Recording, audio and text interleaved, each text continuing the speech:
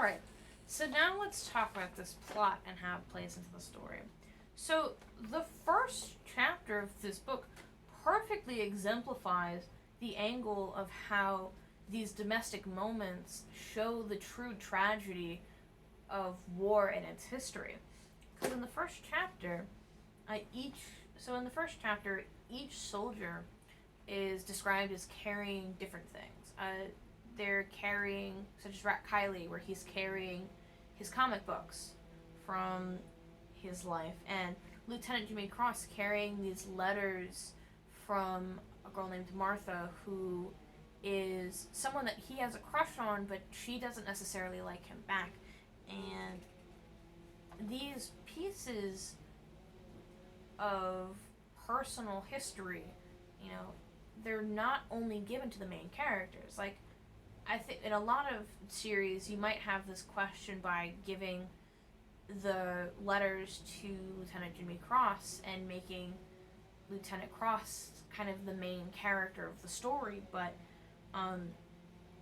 every single character, no matter how big, no matter how small, no matter whether or not they stay alive throughout the entire book or if they die in the first chapter, such as Ted Lavender, they're all given these things that they carry with them. They all are given a piece of history. And this choice highlights that every single person in war, no matter how unimportant those soldiers seem, no matter how much, how much of the spotlight of history that they get, these people are not just pawns in a war story. They are actual humans with actual lives. And they all had needs and aspirations. And this is taken even further. This is not in the first chapter. The part I'm going to mention is a little bit later in the book.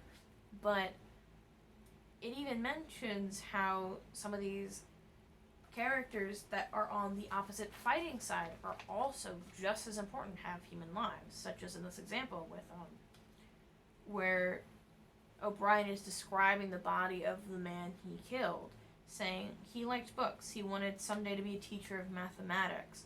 At night, lying on his mat, he could not picture himself doing the brave things his father had done, or his uncles, or the heroes of the stories. O'Brien, 119. And also, kind of ironically, the fact that the author is even making up the story about, this person that he doesn't even really know, aside from the fact that he killed him, quote unquote, it even more highlights that these stories come from very flawed viewpoints of people rationalizing war, because he's sort of taking the initiative to making up the story about someone he doesn't even know exists.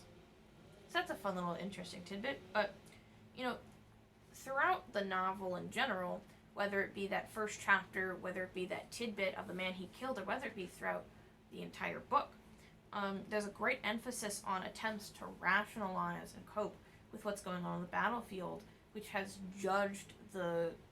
clouded the judgment of these soldiers, such as Lemon and Rat Kiley playing catch with a grenade, or Azar, who right after giving chocolate to a child, then just says, "War's a bitch." He shook his head sadly.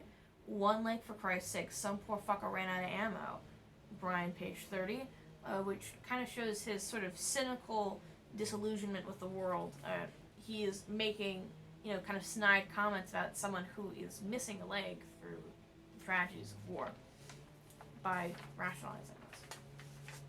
Or even the character of Norman Baker, whose life has been consumed by war to the point where he can tell time at any given moment, any time of year, no matter what situation he's in, because his life has kind of been surrounded by war. His life has been indoctrinated by this war.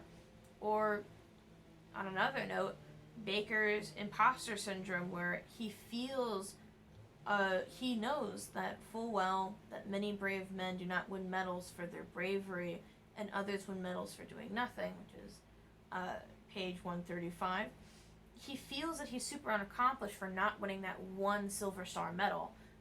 Even though he's won so many other medals, he's done so many things with his life. He's been a part of war, but he's kind of clouded by, the expectations that were set upon him, and he's clouded by the way of war, and there's a dissonance between what actually happened on that battlefield and the stories that we tell about war, to where he feels like he's done nothing with his life by not getting one simple award.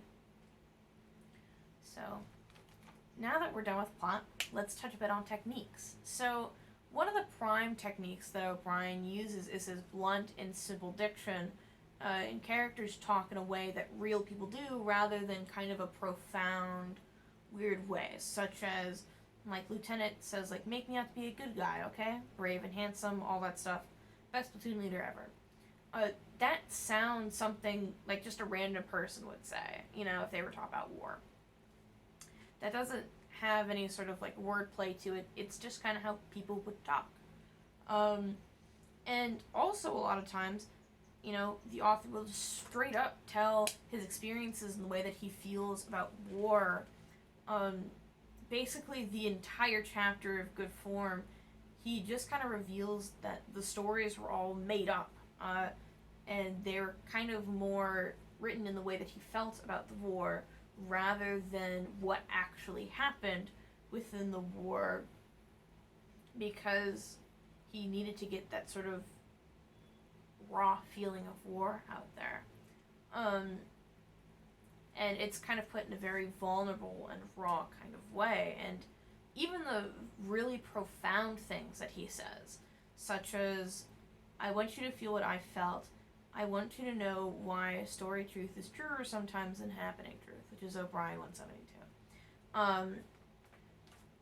The trend here is that a lot of this stuff is just kind of said bluntly. It's just said straight up. Everything is just as is. And so, with that, with this diction, with kind of this just straight up telling you things, he makes himself seem so much more vulnerable, and with that vulnerability, he's able to get a lot closer to the audience, and he's able to further push that point that all these stories are just coming from the perspective of flawed people that happen to be in a terrible situation. And so, as my recommendation, I think in the time of a student's life in which we are transitioning from learning about the environment just as is to toying around with our environment and questioning the world around us, it's no wonder why the things they carried by Tim O'Brien is taught in high schoolers heading towards college. On writing quality alone, I would recommend this book. I think it's a very well-written book.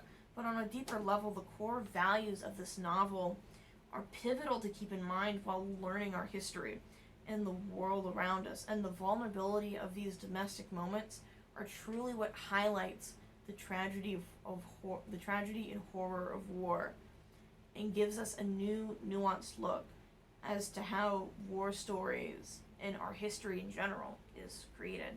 So, if you're looking into that, if you're questioning history, if you're sort of interested in history, this is a great read. Thank you.